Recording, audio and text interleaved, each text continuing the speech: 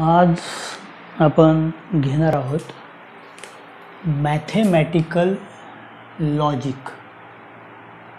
Mathematical logic हे जे chapter आहे, चॅप्टर नंबर 1 ऑफ मॅथ 1. ह्या चॅप्टरचा सेकंड व्हिडिओ. पहिल्या पार्टमध्ये आपण बघितलं होतं की व्हॉट इज स्टेटमेंट. स्टेटमेंट म्हणजे काय की असं एखादं सेंटेन्स जे डिक्लेरेटिव्ह असेल आणि ज्याला एक फिक्स व्हॅल्यू असेल. मग ती व्हॅल्यू भले ट्रू असेल किंवा ती व्हॅल्यू फॉल्स असेल, पण जी काय व्हॅल्यू असेल ती फिक्स असेल. अशी व्हॅल्यू चालणार नाही की जी अर्धवट ट्रू आहे किंवा अर्धवट फॉल्स आहे. अशीच व्हॅल्यू तिथं पाहिजे त्या सेंटेन्सची, डिक्लेरेटिव्ह सेंटेन्सची, जी फिक्स ट्रू असेल किंवा फॉल्स असेल. त्यानंतर आपण काय बघितलं होतं, जर ती व्हॅल्यू ट्रू असेल तर आपण त्याला टी, कॅपिटल टी या लेटरनी दाखवतो, आणि जर ती व्हॅल्यू फॉल्स असेल तर आपण ती कॅपिटल एफ लेटरने दाखवतो. आणि जे सेंटेन्सेस डिक्लेरेटिव्ह नसतात, म्हणजे जे इंट्रोगेटिव्ह असतील, इम्पेरेटिव्ह असतील किंवा एक्सक्लेमेटरी असतील, ते सगळे सेंटेन्सेस हे सेंटेन्सेस असतात. ते स्टेटमेंट कधीही असू शकत नाही. आणि जे ओपन सेंटेन्स असतं, ज्याला आपण असर्टिव्ह म्हणतो, त्यातले जे सेंटेन्सेस हे फिक्स व्हॅल्यू दाखवतात, ज्यांना फिक्स व्हॅल्यू असते, त्याच सेंटेन्सला, त्याच असर्टिव्ह सेंटेन्सला आपण स्टेटमेंट असं म्हणतो. स्टेटमेंटसाठी आपण जे स्मॉल लेटर्स आहे पी, क्यू, आर, एस हे यूज करत असतो. त्यानंतर आपण शिकलो होतो की लॉजिकल कनेक्टिव्ह म्हणजे काय. दोन स्टेटमेंट जेव्हा आपण एकमेकांना जोडतो तेव्हा ते जोडण्यासाठी आपण जे वर्ड यूज करतो त्याच वर्ड्सला आपण लॉजिकल कनेक्टिव्ज असं म्हणतो. आणि आपण नॉर्मली ऑर, अँड, बट,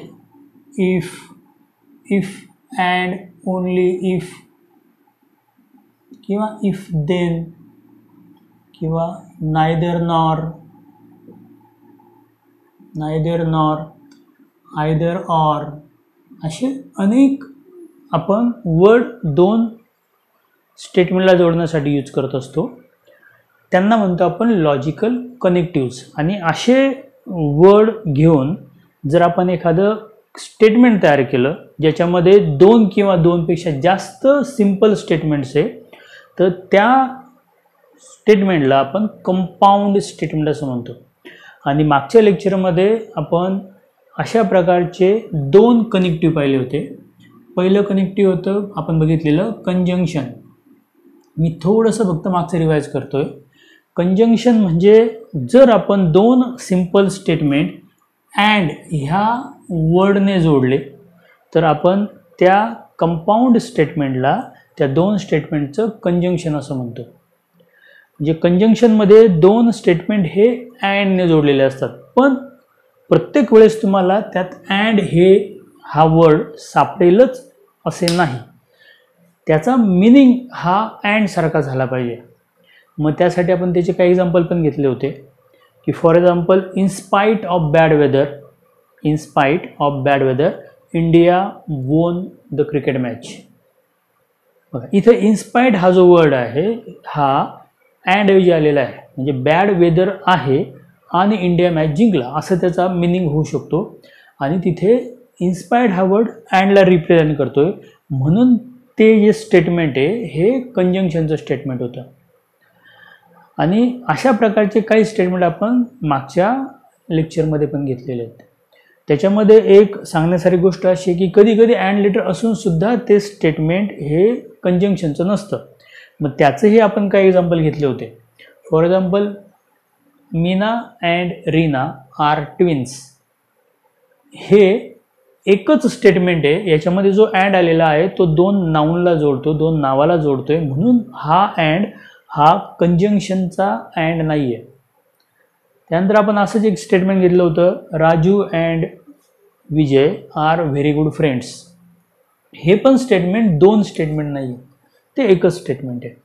त्यानंतर आपण याचा ट्रूथ टेबल बघितला होता आणि त्या ट्रूथ टेबलमध्ये आपण असं बघितलं होतं की ज्यावेळेस दोन्हीही स्टेटमेंट ट्रू असतात, दोन्ही सिंपल स्टेटमेंट ट्रू असतात, त्याच वेळेस त्याच्या कंजंक्शनची व्हॅल्यू ट्रू येते, अदरवाईज इतर सर्व वेळेस ती व्हॅल्यू फॉल्स असते. त्यानंतर आपण दुसरं कनेक्टिव्ह बघितलं होतं ते म्हणजे डिसजंक्शन. डिसजंक्शन म्हणजे दोन जर सिंपल स्टेटमेंट आपण ऑर या लेटरने जोडले तर आपण त्या कंपाऊंड स्टेटमेंटला डिसजंक्शनचं स्टेटमेंट असं म्हणतो. आणि मग याचेही आपण काही एक्झाम्पल घेतले होते आणि याच्यामध्ये एक एक्झाम्पल मी तुम्हाला पुन्हा एकदा सांगतो की ज्या ठिकाणी मुलं गोंधळ करतात ते एक्झाम्पल म्हणजे 3 or 4 or 4 or 5 students are absent in the class. 4 or 5 student didn't attend the class. हे जे स्टेटमेंट आहे हे एकच स्टेटमेंट आहे. इथे जो ऑर लेटर आलेलं आहे 4 or 5 students didn't attend the class, इथे जे ऑर लेटर आलेलं आहे हे ऑर लेटर हे ॲप्रॉक्झिमेशन दाखवतं की आपण नॉर्मली बोलताना असं म्हणतो की काल 4-5 मुलं क्लासला नव्हते. 4-5 मुलं याचा अर्थ खरोखर 4 किंवा 5 मुलं नव्हते असं नाही होत.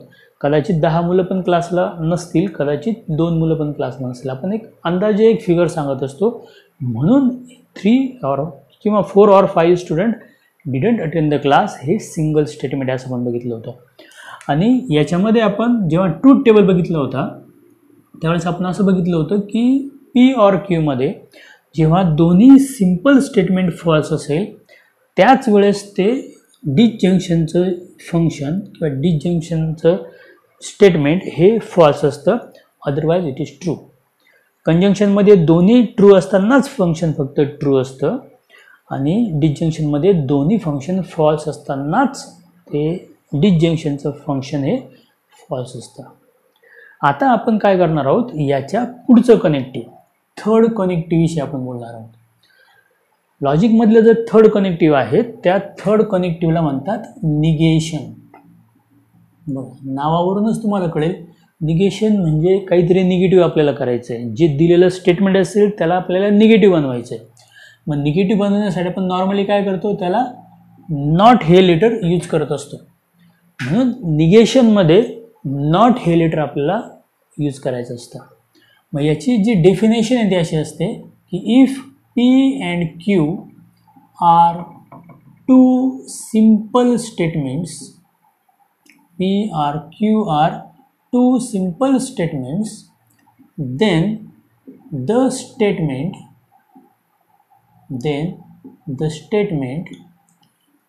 not P is called its negation. त्याला काय म्हणतात, त्याचं निगेशन म्हणतात. डिनोटेड बाय, आणि ते कसं दाखवतात, डिनोटेड बाय निगेशन पी. ही जे सिम्बॉल आहे जो साधारणतः सिमिलॅरिटी सारखा दिसतो त्या सिम्बॉलला म्हणतात निगेशनचा सिम्बॉल. आणि आपण त्या निगेशनच्या सिम्बॉल वापरून जे स्टेटमेंट लिहितो ते असतं दिलेल्या स्टेटमेंटचं निगेशन. आपण समजायचे काही एक्झाम्पल घ्यायचे ठरवले.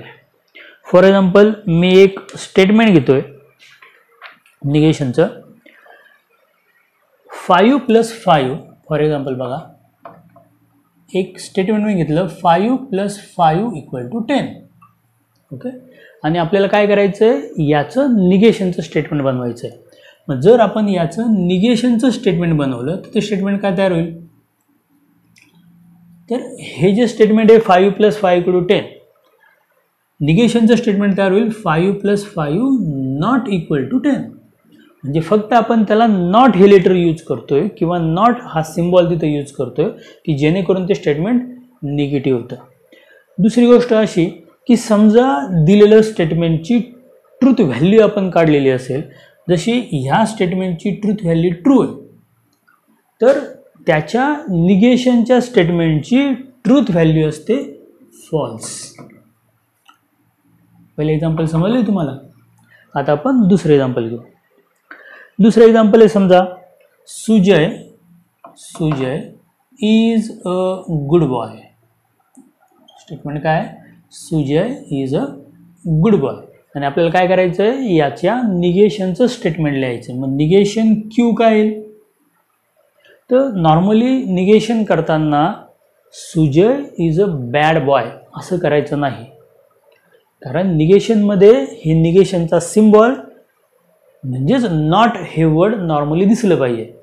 म्हणून सुजय इज अ गुड बॉयचं निगेशन करताना Sujay is not a good boy असं केलं पाहिजे. म्हणजे नॉट हे लेटर निगेशनमध्ये दिसलं पाहिजे. समजा एखाद्या एक्झाम्पलमध्ये ऑलरेडी नॉट हे लेटर आलेलं असेल. म्हणजे समजा मी एक एक्झाम्पल घेतो की 2 is not an even number. याची ट्रूथ व्हॅल्यू काय, याला एवढं काय महत्त्व नाही आहे. आपण फक्त निगेशन कसं यूज करायचं ते चेक करतो. याचं निगेशन काय येईल, 2 is not an even number. तर याचं निगेशन करताना काय आपण असं नाही करणार 2 इज नॉट इव्हन नंबर. तर आपण काय करणार, फक्त हे नॉटचं साईन काढून टाकणार. मग याचं निगेशन होईल 2 इज ॲन इव्हन नंबर. म्हणजेच तुम्हाला याच्यावरून निगेशनच्या टेबलविषयी आयडिया आलेली असेल. मग निगेशनचा जो ट्रूथ टेबल असतो तो ट्रूथ टेबल साधारणतः या प्रकारे असतो. ट्रूथ टेबल निगेशनमध्ये एक सिंगल स्टेटमेंट असतं आणि आपल्याला त्या स्टेटमेंटचं निगेशन लिहायचं असतं. आणि आपल्याला माहिती आहे की जेव्हा एक स्टेटमेंट असेल, एका स्टेटमेंटला 2 ऑप्शन असतात. एक तर ते स्टेटमेंट ट्रू असेल किंवा ते स्टेटमेंट फॉल्स असेल, बरोबर. मग जेव्हा आपण याची निगेशनची व्हॅल्यू काढू, निगेशन घेताना ट्रू स्टेटमेंटचं निगेशन हे फॉल्स स्टेटमेंट असतं आणि फॉल्स स्टेटमेंटचं निगेशन हे ट्रू स्टेटमेंट असतं.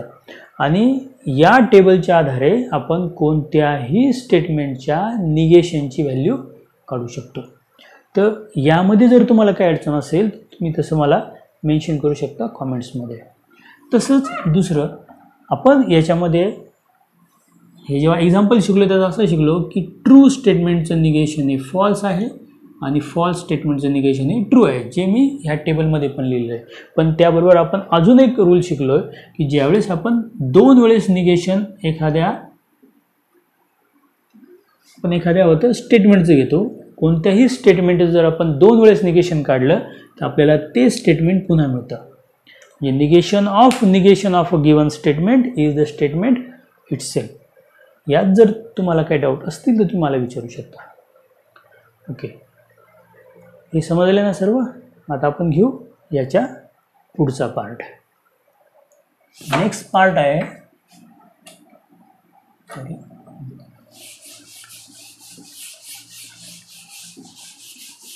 आता बघा मी याचे काही एक्झाम्पल्स घेतो तुम्हाला थोडंसं अजून समजा म्हणून. एक्झाम्पल असं आहे, write negation of the following statements. Question आहे, write negations of following statements. बघा, पहिलं स्टेटमेंट आहे 3 is greater than 4. 3 is greater than 4. याला आपण सिम्बॉलिक फॉर्ममध्ये पण असं लिहू शकतो, let P is equal to 3 is greater than 4. मग आपल्याला काय करायचं, याचं निगेशन लिहायचं. मग 3 इज ग्रेटर दॅन 4चं निगेशन 3 लेस दॅन 4 होईल का, नाही. कारण 3 ग्रेटर दॅन 4चं निगेशन हे जर आपण या वेने करायचं ठरलं तर 3 is less than equal to 4 असं होतं. पण आपण नॉर्मली नॉट हे लेटर वापरत असल्यामुळे आपण ते निगेशन असं लिहितो. याच्याऐवजी तुम्ही जर निगेशन Pची value 3 is less than equal to 4 अशी लिहिली तरीही ते तेवढंच बरोबर आहे. पण नॉर्मली नॉट हे लेटर यात दिसत नाही आहे म्हणून मी ते या प्रकारे लिहिलं आहे. समजतं. समजा मी आता दुसरं एक्झाम्पल घेतलं, एक्झाम्पल नंबर 2. एक्झाम्पल आहे, pi is and इररॅशनल number. Pi is and इररॅशनल number. बघा इथे पण जर मी दिलेल्या स्टेटमेंटला P हे लेटर यूज केलं, पाय इज ॲन इररॅशनल नंबर, तर याचं जे निगेशन आहे ते येणार आहे pi is not an irrational number. Pi is not an irrational number. इथे तुम्ही पाय इज इरॅशनल नंबर ऐवजी पाय इज ॲन इरॅशनल नंबरच्या निगेशनमध्ये पाय इज अ रॅशनल नंबर असं लिहिलं असतं, ते सुद्धा तेवढंच बरोबर असतं. कारण जे नंबर रॅशनल नसतात ते नंबर इरॅशनल असतात आणि जे नंबर इरॅशनल नसतात ते नंबर रॅशनल असतात. त्यामुळे तेही तेवढंच बरोबर असेल. याच्यामध्येच कधीकधी असा क्वेश्चन असतो, find the truth value of the negations. जर आपल्याला याची ट्रूथ व्हॅल्यू जरी काढायला लावली तरीही ती आपण काढू शकतो. कशी? जर आपल्याला पाय इज ॲन इरॅशनल नंबरचं निगेशन करून त्याची ट्रूथ व्हॅल्यू विचारली असेल तर pi is an irrational number हे ट्रू स्टेटमेंट आहे. त्यामुळे negation P pi is not an irrational number हे फॉल्स स्टेटमेंट असेल. म्हणून व्हॅल्यू ऑफ निगेशनची व्हॅल्यू काय असणार आहे? फॉल्स. याही प्रकारे आपण ते आन्सर लिहू शकतो. तर या प्रकारे आपण थर्ड कनेक्टिव्ह बघितलेलं आहे, ज्याला म्हणतात निगेशन्स. म्हणजे फक्त नॉट लावून आपण ते स्टेटमेंट तयार करतो. इथपर्यंत समजलं? इथपर्यंत समजलं असेल तर आपण याच्या पुढचं कनेक्टिव्ह घेऊया.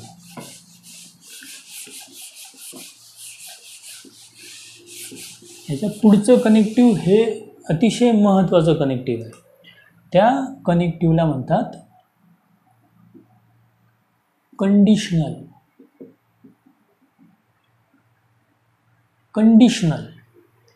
हे ज्याच्यामध्ये काहीतरी कंडिशन असेल असे. यालाच दुसरं एक नाव आहे इम्प्लिकेशन. आणि आपण सोप्या भाषेत जर लिहायचं ठरवलं तर हेच दोन्ही नेम ऐवजी मी इफ पी देन क्यू असं लिहू शकतो. इथे पी आणि क्यू हे सिंपल स्टेटमेंट्स आहे. म्हणजे काय की दिलेलं एक्झाम्पल, दिलेलं कंपाऊंड स्टेटमेंट हे जर आपण इफ पी देन क्यू या फॉर्ममध्ये लिहिलं तर त्या कंपाऊंड स्टेटमेंटला कंडिशनल स्टेटमेंट किंवा इम्प्लिकेशनचं स्टेटमेंट असं म्हणतात. म्हणजे if P and Q are two simple statements. हे काय आहेत? दोन सिंपल स्टेटमेंट्स ते. Then the compound statement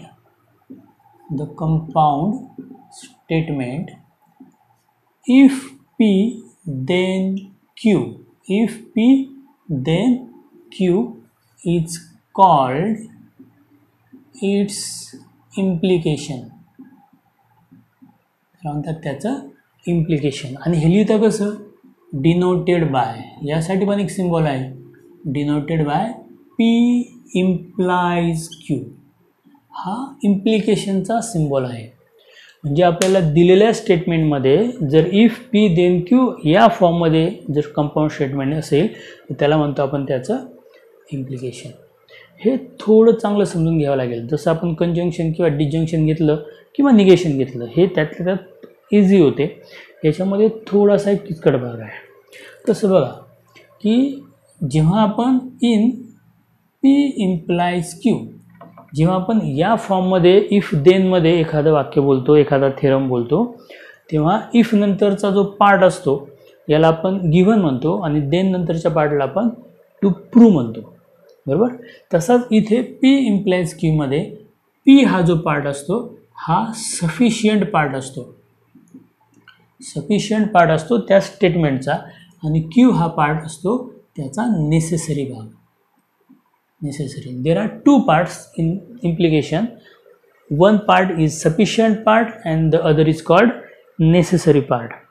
The sufficient part is called, याला आपण म्हणतो हायपोथेसिस. याला म्हणतात हायपोथेसिस किंवा अँटेसिडंट. याला काय नाव आहे? हायपोथेसिस किंवा अँटेसिडंट. आणि जो नेसेसरी पार्ट आहे याला कन्क्लुजन किंवा कॉन्सिक्वेंट असं म्हणतात. कॉन्सिक्वेंट किंवा कन्क्लुजन. तर हे समजलं पाहिजे. म्हणजे कसं बघा, मी तुम्हाला थोडंसं हे एक्सप्लेन करून देतो की समजा एक मी स्टेटमेंट घेतलं, इफ टू लाईन्स आर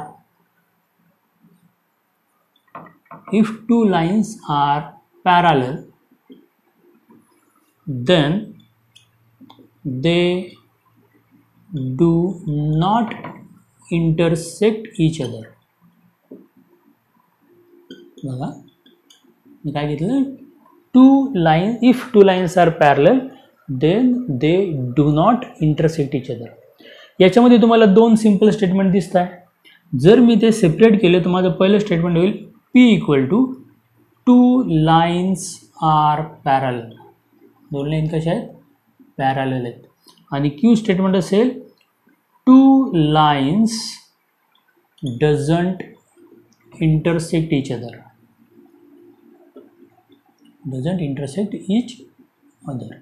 तर तुमच्या असं लक्षात येईल, तुम्हाला नॉर्मली हे वाक्य जरी बरोबर वाटत असेल, if two lines are parallel then they do not intersect each other.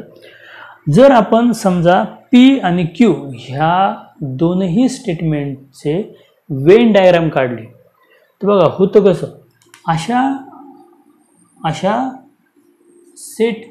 अशा लाईनचा मला सेट काढायचा आहे वेन डायग्रामप्रमाणे की ज्या लाईन पॅरलेल आहेत. मग जर तुम्हाला पॅरलेल लाईनची डेफिनेशन माहीत असेल तर आपण कोणत्या लाईनला पॅरलेल लाईन म्हणतो माहिती आहे, ज्या लाईन एका प्लेनमध्ये असतात आणि एकमेकांना इंटरसेक्ट नाही करत. म्हणजे पॅरलेल लाईनसाठीची कंडिशन आहे, मस्ट कंडिशन आहे, त्या एका प्लेनमध्ये पाहिजे. ज्या लाईन एका प्लेनमध्ये आहेत आणि एकमेकाला इंटरसेक्ट करत नाहीत त्या लाईनला आपण पॅरलेल लाईन्स म्हणतो. मग जर आपण ह्या लाईनचा सेट हा P या लेटरने दाखवला तर आपली फिगर साधारणतः अशी. हा अशा लाईनचा सेट आहे ज्या लाईन पॅरलेल आहेत, म्हणजे ज्या एका प्लेनमध्ये. जर मी बोर्ड हा एक प्लेन मानला तर ह्या प्लेनमध्ये मी ज्या अशा लाईन काढेल ज्या एकमेकांना कितीही वाढवल्या तरी इंटरसेक्ट करणार नाहीत त्या लाईनला आपण म्हणू पॅरलेल लाईन, बरोबर. पण समजा मी ह्या बोर्डवर एक लाईन काढली, भले ती मी व्हर्टिकल लाईन काढली, आणि मी समजा ह्या बोर्डच्या समोर जी वॉल आहे, भिंत आहे, त्याच्यावर मी जर एक हॉरिझॉन्टल लाईन काढली तर ह्या दोन लाईनसुद्धा कधीही एकमेकांना इंटरसेक्ट करणार नाही आहेत, बरोबर. ह्या लाईन आपण कितीही वाढवल्या तरी त्या एकमेकांना इंटरसेक्ट करणार नाही. मग ह्या लाईन पॅरलल लाईन आहेत का, तर ह्या लाईनला आपण पॅरलल लाईन म्हणत नाही कारण त्या एका प्लेनमध्ये नाही आहेत.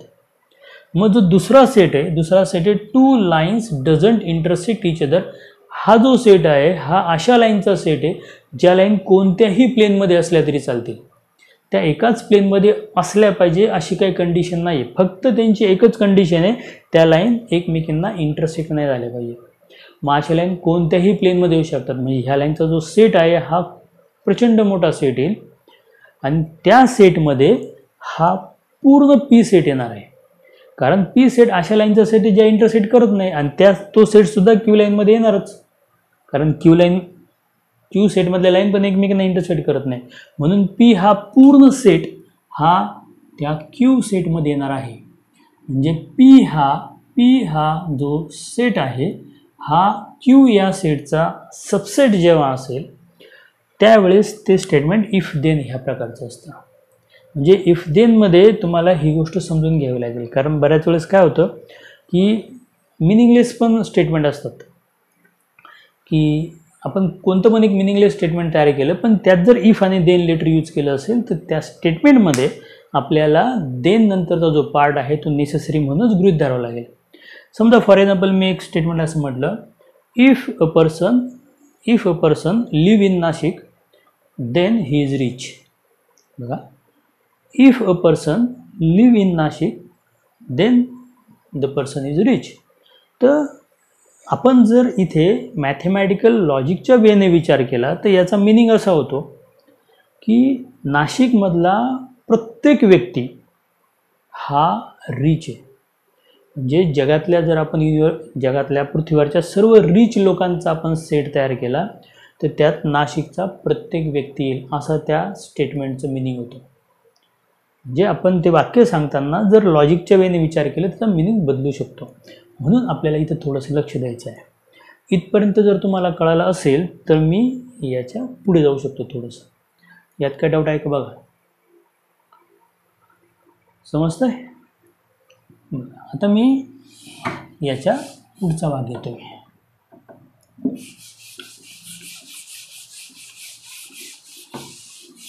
एकदा का तुम्हाला स्टेटमेंट हे इफ देन प्रकारे लिहिता आलं तर ह्याच स्टेटमेंटला आपण एकापेक्षा जास्त प्रकारे पण लिहू शकतो. जसं आपण कंजंक्शनमध्ये फक्त काय अँड हे लेटर यूज केलं नव्हतं, आपण इतर लेटर पण यूज केले होते. जसं एक स्टेटमेंट असं होतं की ऑल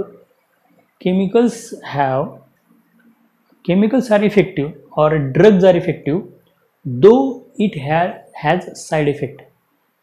जे ड्रग आहे ते इफेक्टिव्ह आहेत पण त्यांचे साईड इफेक्ट आहे. इथं जो पण आलेला आहे हा पण बट ऐवजी आलेला असतो. म्हणजे अँड ऐवजी आपण इतर लेटर पण यूज करू शकतो. तसंच इथे आपण इफ देन ऐवजी if P implies Q is an implication, हे जर एक इम्प्लिकेशन आपल्याला दिलं असेल then it is written as, तर हेच इम्प्लिकेशन आपण अनेक प्रकारे लिहू शकतो. पहिला प्रकार जो आपण नेहमी यूज करतो तो म्हणजे इफ पी देन क्यू असा.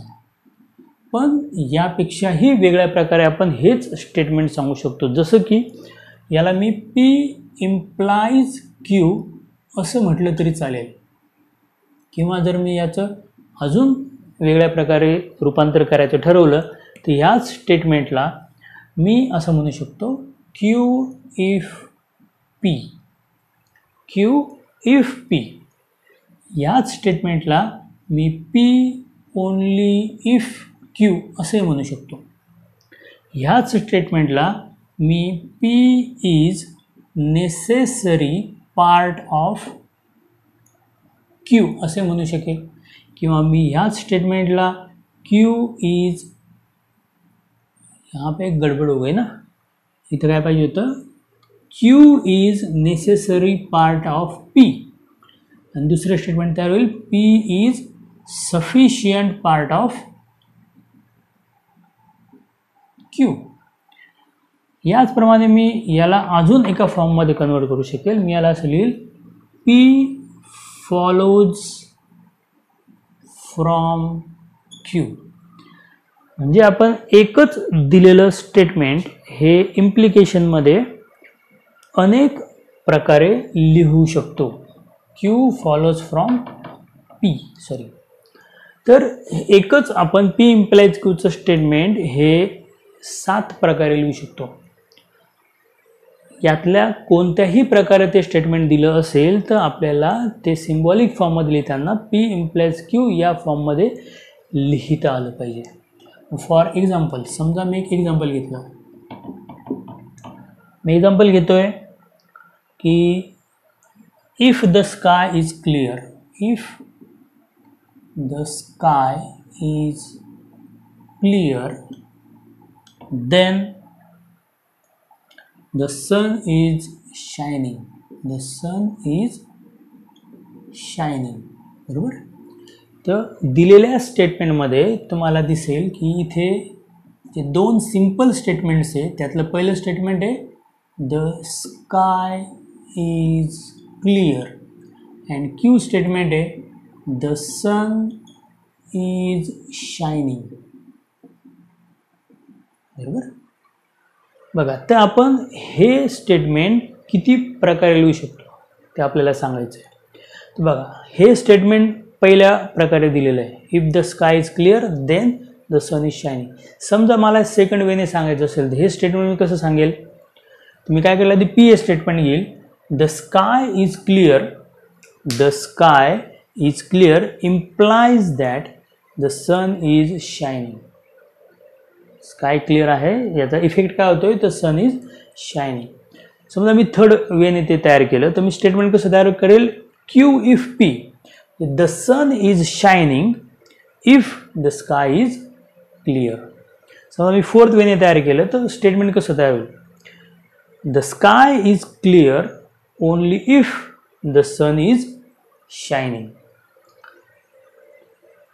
फिफ्थ वेने ते कसं तयार होईल? The sun is shining is the necessary condition for the sky is clear. आणि 6 नंबर प्रमाणे विचार केला तर the sky is clear is sufficient condition for the sun is shining. आणि लास्ट वेने जर आपण विचार केला, जिथं मी गडबड केली होती, पी फॉलोज फ्रॉम क्यू लिहिलं होतं, जे ॲक्च्युली आहे क्यू फॉलोज फ्रॉम पी. तर हे स्टेटमेंट असं तयार होईल, the sun is shining follows from the sky is clear. इथे ह्या पार्टऐवजी आपण कंडिशन असं वर्ड यूज केला तरी चालेल. म्हणजे आपण एकच स्टेटमेंट हे 6 ते 7 प्रकारे लिहू शकतो, पण ते कोणत्याही प्रकारे लिहिलं तरी तुम्हाला त्याचा सिम्बॉलिक फॉर्म हा समजला पाहिजे. इथपर्यंत जर तुम्हाला काही डाऊट असेल तर तुम्ही चेक करा, आणि जर काही डाऊट नसेल तर आपण याच्या पुढचा पार्ट घेऊया. ओके, हे समजलं. आता बघा, आपण याच्यात थोडंसं पुढं जाऊ. हे जर समजलं असेल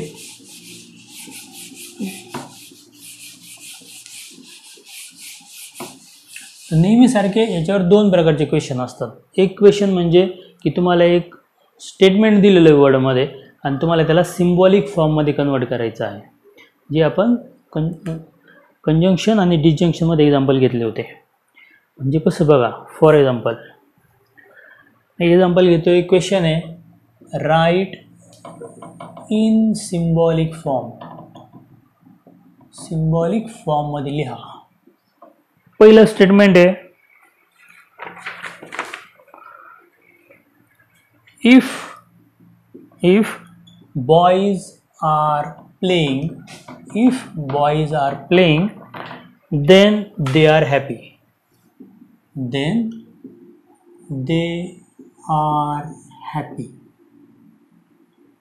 कारण बोललो होतो कधी कधी मिनिंगलेस असतात. If boys are playing then they are happy. तर इथे जे इफ नंतरचं स्टेटमेंट असतं त्याला आपण पी म्हणतो. म्हणजेच कसं, let P equal to boys are playing. Q statement असेल बॉईज आर हॅपी. आणि आपल्याला जर हे सिम्बॉलिक फॉर्ममध्ये लिहायचं असेल तर आपण कसं लिहू, इफ नंतरच्या पार्टला आपण पी म्हटले, देन नंतरच्या पार्टला आपण क्यू म्हटले. म्हणून in symbolic form the given statement is written as P implies Q. लक्षात येत आहे. समजा मी आता सेकंड स्टेटमेंट घेतला, I shall play provided I finish my studies. I shall play provided I finish my studies. I shall play provided I finish my studies. तुम्हाला असं कोणतंच तुम्ही टाईप सांगितलेला नाही आहे इफ देनमध्ये. मी तुम्हाला असं सांगितलं होतं की तुम्ही त्याचा मिनिंग जर चेक केला आणि मिनिंगमध्ये जर तुम्हाला इफ, बट, अँड, ऑर हे लेटर्स दिसत असतील त्याच्या मिनिंगमध्ये, तर तुम्हाला सिम्बॉलिक फॉर्म लिहायला सोपं जातं. याचा जो मिनिंग होईल, I shall play provided I finish my study, याचा मिनिंग असा होतो, जर माझा स्टडी संपला तर मी खेळायला येईल. म्हणजे हे वाक्य इफ देन टाईपचं आहे. हा जो प्रोव्हायडेड वर्ड आहे तो इफ सारखं काम करतोय, बरोबर. जर माझा स्टडी संपला तर मी खेळायला येईल. मग इथे जर तुम्ही लेट पी स्टेटमेंट घेतले, तुम्ही आय फिनिश माय स्टडीज, आणि क्यू स्टेटमेंट घेतलं आय शॅल प्ले, तर हे स्टेटमेंट गिव्हन स्टेटमेंट तयार होतंय क्यू इफ पी ह्या टाईपचं. Q if P. आणि याचा सिम्बॉलिक फॉर्म म्हणजे हे जर तुम्ही सिम्बॉलिक फॉर्ममध्ये लिहिलं तर हे symbolic form P implies Q असं येतं. म्हणून याचा सिम्बॉलिक फॉर्म झाला P implies Q, where P is I finish my studies and Q is I shall play. समजतंय? आता हे जर तुम्हाला व्यवस्थित समजलं असेल तर आपण याचाच थोडासा पुढचा पार्ट घेऊ शकतो. ओके, आता मी रब करतो.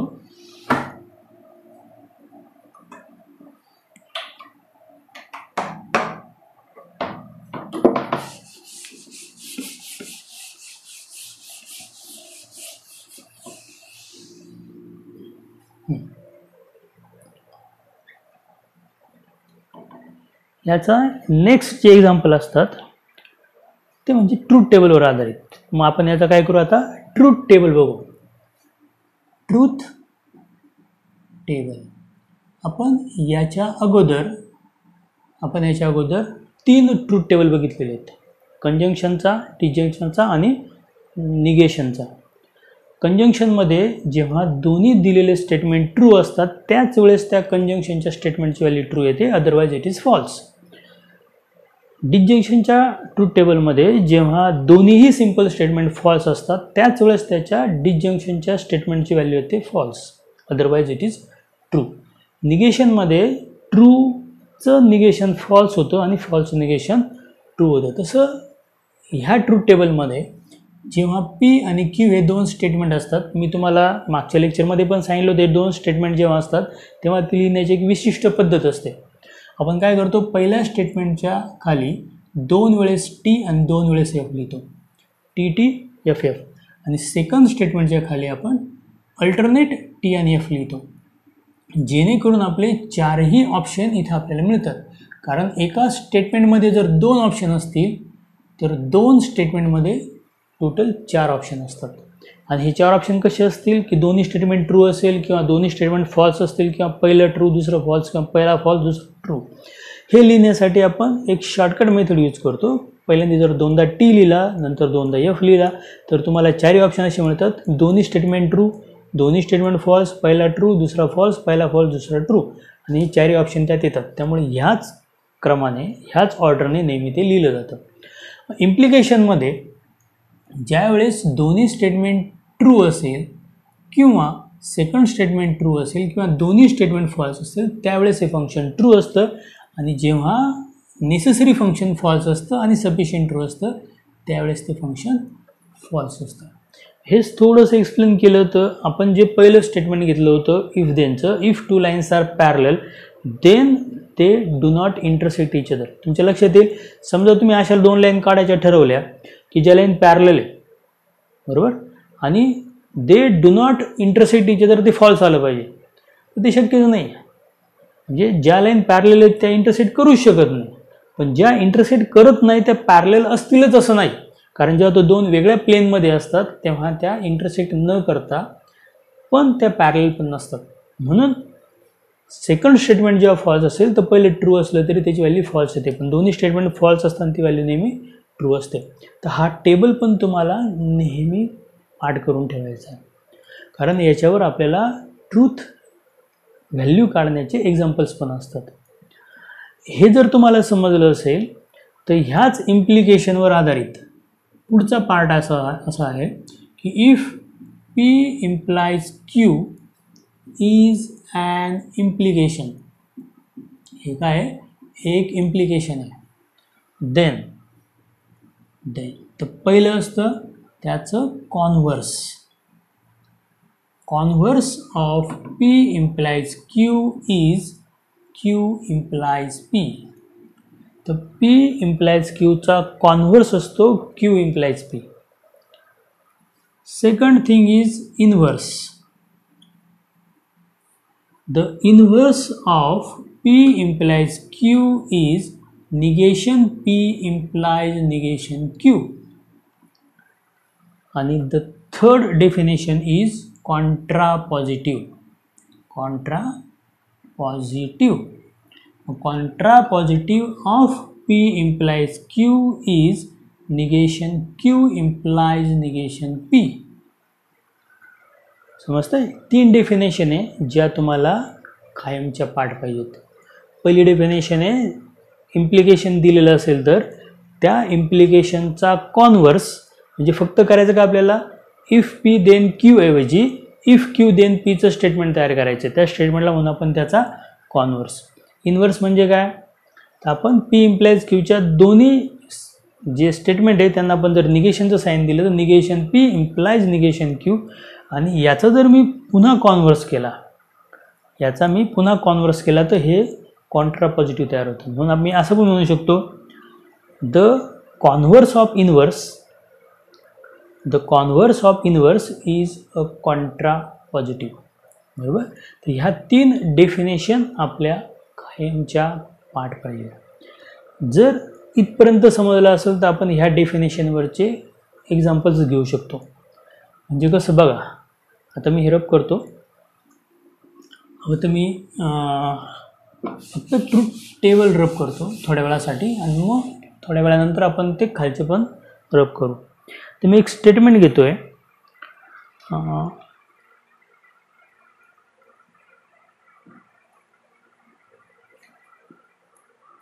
If it rains, then the match will be cancelled. Statement is, for example, write converse, inverse, and contrapositive. आणि statement is, if it rains, then the match will be cancelled. Okay, statement आहे. बरोबर. दिलेलं statement आपण पहिल्यांदा symbolic फॉर्ममध्ये लिहू. तर symbolic form लिहिण्यासाठी काय करावं लागेल मला, let P is the statement it rains. बरोबर. आणि क्यू सेकंड स्टेटमेंट काय असेल, देन नंतरचा part the match will be cancelled. बरोबर. हे 2 स्टेटमेंट माझ्याकडे आहे. बरोबर. मग इन सिम्बॉलिक फॉर्म, जर आपण सिम्बॉलिक फॉर्ममध्ये जर आपण हे स्टेटमेंट लिहिलं तर स्टेटमेंट कसं तयार होईल, इफ पी देन क्यू, म्हणजेच पी इम्प्लाइज क्यू असं तयार झालं. मग आपल्याला त्याचा कॉन्व्हर्स, त्याचा इन्व्हर्स आणि त्याचा कॉन्ट्रा पॉझिटिव्ह लिहायचे. बरोबर. मग बघा, जर मला या स्टेटमेंटचं कॉन्व्हर्स लिहायचं असेल, converse of P implies Q is Q implies P. Therefore, in verbal form मध्ये जर आपल्याला ते स्टेटमेंट लिहायचं असेल आपण कसं लिहितो, Q implies P. Q implies P चा मीनिंग काय असतो, इफ Q then P. मग आपलं Q स्टेटमेंट काय आहे, if the match will be cancelled then it rains. बरोबर. या प्रकारे काय झालं, आपलं कॉन्व्हर्सचं स्टेटमेंट आलं आहे. आता जर मला इन्व्हर्सचं स्टेटमेंट लिहावं लागेल तर मी कसं लिहिल, इन्व्हर्सचं स्टेटमेंट काय दिसतंय तुम्हाला, negation P implies negation Q. जर मी सेकंड स्टेटमेंट लिहिलं इन्व्हर्स, तर inverse of P implies Q is negation P implies negation Q. तुम्हाला काय करायचं आहे, निगेशन पीचं स्टेटमेंट आधी तयार करावं लागेल, मग त्याला इफ हे लेटर यूज करायचं त्याच्या अगोदर, आणि नंतर निगेशन क्यूच्या स्टेटमेंटच्या अगोदर देन हे लेटर. म्हणजेच इन व्हर्बल फॉर्ममध्ये जर आपण हे स्टेटमेंट लिहिलं तर कसं येईल, ते इफ नंतर निगेशन पी स्टेटमेंट काय, इट रेन्स. म्हणजे निगेशन काय, if it does not rains then negation Q, म्हणजे ह्या क्यूचं negation, then the match will not be cancelled. तर ती मॅच कॅन्सल होणार नाही आहे. बरोबर. सिमिलरली जर मी याचा कॉन्ट्रा पॉझिटिव्ह लिहायचं ठरवलं तर याचा कॉन्ट्रा पॉझिटिव्ह काय होईल, Contra positive of P implies Q is negation Q implies negation P. म्हणजेच आपल्याला काय करायचं आहे, ह्या स्टेटमेंटचा कॉन्व्हर्स काढायचा आहे. म्हणजेच इन व्हर्बल फॉर्म, जर व्हर्बल फॉर्ममध्ये मला स्टेटमेंट लिहायचं असेल तर मी कसं लिहिलं ते, इफ नंतर निगेशन पी, इफ नंतर क्यूचं निगेशन, म्हणजे if the match will not be cancelled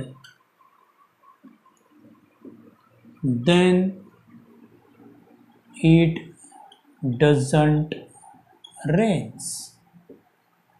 If the match will not be cancelled then it doesn't rains. समजते व्यवस्थित? याच्यावर आधारित क्वेश्चन हे एक्झामला नेहमी विचारले जातात, म्हणून हे तुम्हाला खूप चांगल्या प्रकारे समजलं पाहिजे. बघा, इथपर्यंत जर तुम्हाला सर्व समजलं असेल तर आपण याच्या पुढचा कनेक्टिव्ह घेऊ शकतो. बघा, जे लास्ट कनेक्टिव्ह आहे ह्या चॅप्टरमध्ये, ते लास्ट कनेक्टिव्ह आहे डबल इम्प्लिकेशन. डबल इम्प्लिकेशन किंवा यालाच आपण बाय कंडिशनल असंही म्हणू शकतो.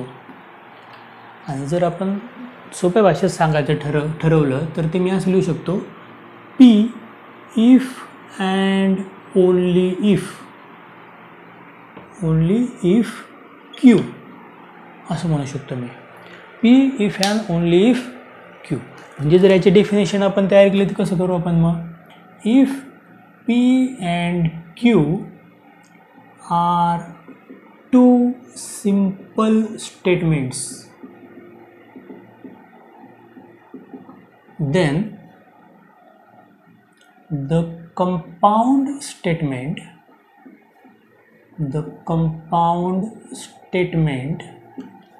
P if and only if Q.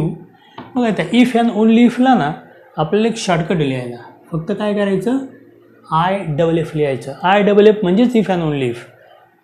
If and only if Q is called double implication. याला काय म्हणतो आपण, त्याचं डबल इम्प्लिकेशन आहे. And it denoted by P double implies Q. This is called double implication. बघा, इथे मागचं जर तुम्हाला कनेक्टिव्ह आठवत असेल तर त्याच्यामध्ये असं होतं P implies Q ना, आणि तेव्हा मी असं सांगितलं होतं की हा जो Q आहे, Q हा नेसेसरी पार्ट आहे. हे कसं कळतं, कारण तो ॲरो बघा, ॲरो जिकडे डायरेक्शन दाखवतो तो पार्ट नेहमी नेसेसरी पार्ट असतो, आणि जिकडे ॲरो नाही येतो सफिशियंट पार्ट असतो. पण जर तुम्ही इथे चेक केलं तर इथे तुम्हाला दोन्ही बाजूला ॲरो दिसतात, बरोबर. म्हणजे ह्या स्टेटमेंटमधले, ह्या कंपाऊंड स्टेटमेंटमधले दोन्ही सिम्पल स्टेटमेंट हे नेसेसरी असतात, म्हणजेच महत्त्वाचे असतात. म्हणून याचं जे स्टेटमेंट असतं हे जेव्हा तुम्ही यूज करतात तेव्हा तुम्हाला ही गोष्ट नेहमी लक्षात ठेवावं लागतं. म्हणून मी याचं एक समजण्यासाठी एक छोटंसं एक्झाम्पल घेतो. मी समजा असं म्हटलं, a triangle is equilateral. A triangle is equilateral if and only if it is an equiangular. बघा, स्टेटमेंट कसं बघा, अ ट्रायंगल इज इक्विलॅटरल. मग तुम्ही जर चेक केलं ना, इथे पी हे स्टेटमेंट काय आहे, तर first statement, a triangle is equilateral, बरोबर. आणि जर सेकंड स्टेटमेंट आहे इथलं, अ ट्रायंगल इज ॲन इक्विअँग्युलर. बघा, जर तुम्ही विचार केला तर प्रत्येक ट्रायंगल जो इक्विलॅटरल आहे, ज्या ट्रायंगलच्या तिन्ही साईड सेम आहे, त्या ट्रायंगलचे तिन्ही अँगलसुद्धा कॉन्ग्रुएंटच असतात. म्हणजे तुम्ही कोणताही ट्रायंगल जो इक्विअँग्युलर घेतात तो ट्रायंगल लॅटरल असतोच, आणि जो ट्रायंगल तुम्ही इक्विलॅटरल घेतात तो इक्विअँग्युलर असतोच. म्हणजे 3 साईड ज्या ट्रायंगलच्या सारख्या आहेत त्याचे 3 अँगल सारखेच असतात. म्हणजे आज तुम्ही एकही ट्रायंगल असा दाखवू शकत नाही जो इक्विअँग्युलर आहेत पण इक्विलॅटरल नाही आहे, किंवा तुम्ही असा एकही ट्रायंगल दाखवू शकत नाही जो इक्विअँग्युलर आहेत पण इक्विलॅटरल नाही आहे. त्यामुळे हे दोन्हीही स्टेटमेंट हे इक्वल वेटेजचे. मग अजून थोडंसं एक्सप्लेन करायचं असेल तर हे जर मी वेन डायग्रॅमने जर मी हेच एक्सप्लेन करायचं ठरवलं, जर मी एक पी नावाचा सेट तयार केला जो इक्विलॅटरल ट्रायंगलचा सेट आहे आणि जो क्यू सेट आहे तो इक्विअँग्युलर ट्रायंगलचा आहे, तर हाच पी हा सेट क्यू हा सेट पण होऊ शकतो. म्हणजे पी आणि क्यू हे 2 वेगळे सेट नाहीच आहे, म्हणून दोन्ही सेट इक्वल आहे. म्हणून याची जी वेन डायग्राम आहे दोन्ही इक्वल वेटेजला आहे, म्हणून दोन्ही पार्ट नेसेसरी आहे आणि दोन्ही पार्ट सफिशियंट पण आहेत. बरोबर. म्हणजे हेच in symbolic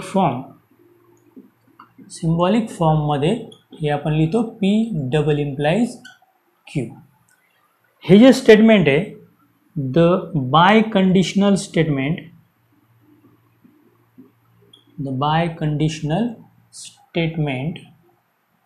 P double implies Q is also written as, तर एक आपण प्रकार बघितला कोणता, P if and only if Q. बरोबर. पण हे याच प्रकारे सांगता येईल का? सोपं. इथं दोन्ही पण तेवढेच महत्त्वाचे, म्हणून मी याला असं पण म्हणू शकतो P is equivalent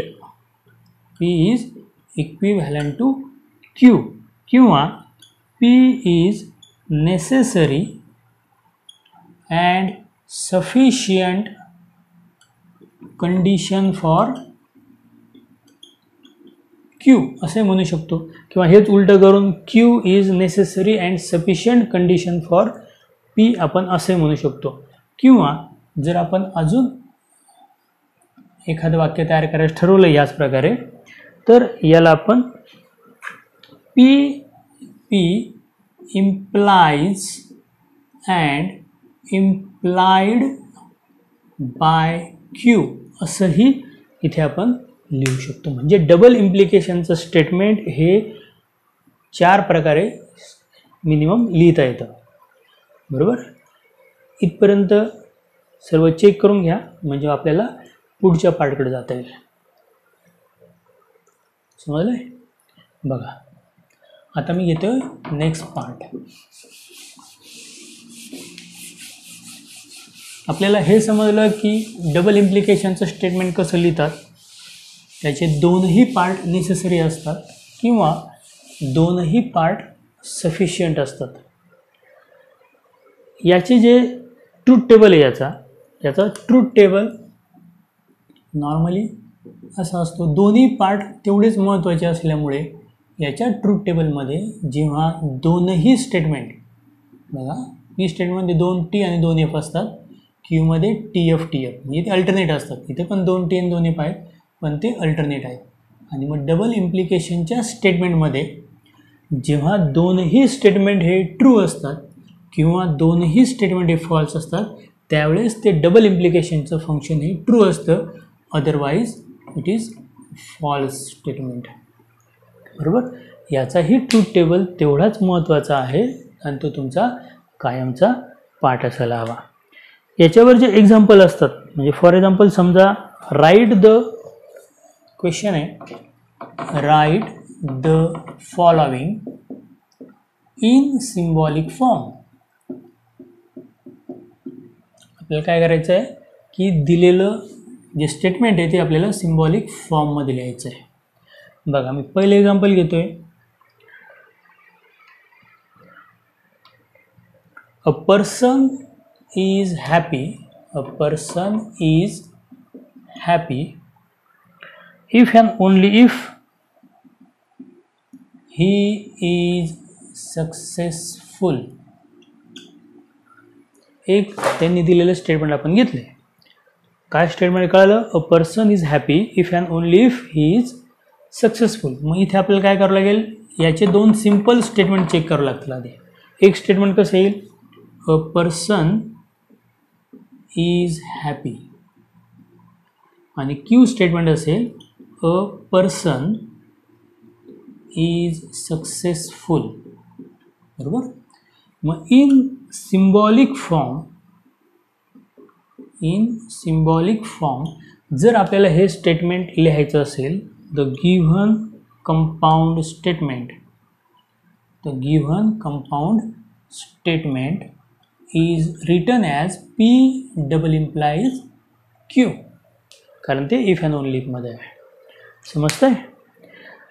जर तुम्हाला आत्तापर्यंत शिकवलेला सर्व टॉपिक समजला असेल, म्हणजे 5 कनेक्टिव्ह जे आपण शिकलेलो आहोत ते जर तुम्हाला सर्व समजले असेल, तर आपण नॉर्मली ह्या चॅप्टरचा जो पहिला एक्झरसाइज आहे, एक्झरसाइज 1.1 मॅथमॅटिकल लॉजिकचा, हा आपण पूर्णपणे सोडवू शकतो. तर आपण याचं अजून 1-2 एक्झाम्पल घेऊ आणि यानंतर हा टॉपिक आपण संपवू. बघा, आता पुसलं तर चालेल ना.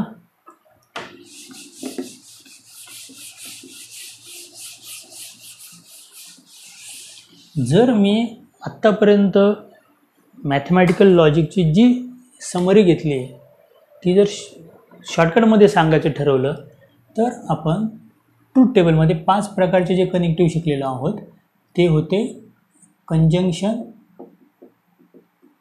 त्यानंतर होतं डिसजंक्शन, त्यानंतर आपण शिकलो निगेशन, त्यानंतर आपण शिकलो इम्प्लिकेशन, त्यानंतर आपण शिकलो डबल इम्प्लिकेशन. एकूण 5 प्रकारचे कनेक्टिव्ह आपण शिकलेलो आहोत आणि प्रत्येक कनेक्टिव्हसाठी एक सिम्बॉल आपण यूज केलेला होता, बरोबर.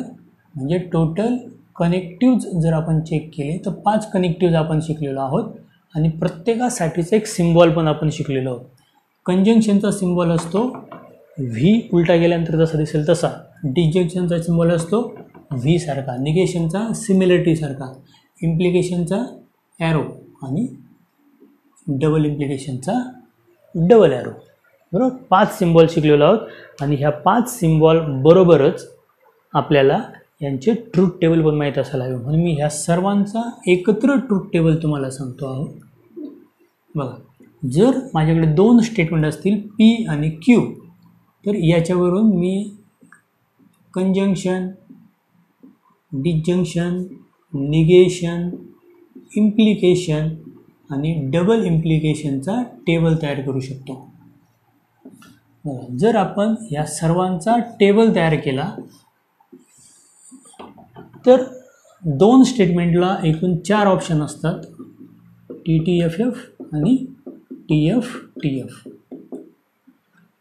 कंजंक्शनमध्ये आपण दोन्ही स्टेटमेंट ट्रू असतानाच फक्त ती व्हॅल्यू ट्रू घेतो, otherwise the value will be false.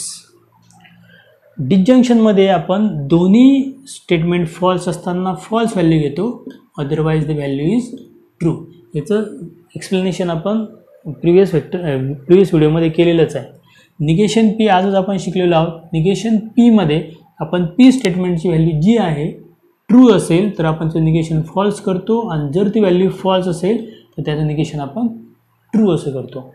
इम्प्लिकेशनमध्ये ज्यावेळेस T इम्प्लाइज F असेल, म्हणजे नेसेसरी पार्ट फॉल्स असेल आणि सफिशियंट पार्ट ट्रू असेल, त्याच वेळेस ते फंक्शन फॉल्स असतं, otherwise the function is true. आणि डबल इम्प्लिकेशनमध्ये दोन्ही पार्ट महत्त्वाचे असल्यामुळे दोन्ही पार्ट ट्रू असतील किंवा दोन्ही पार्ट फॉल्स असतील तरच दिलेल्या स्टेटमेंटचं ॲन्सर ट्रू असतं, otherwise the answer is false.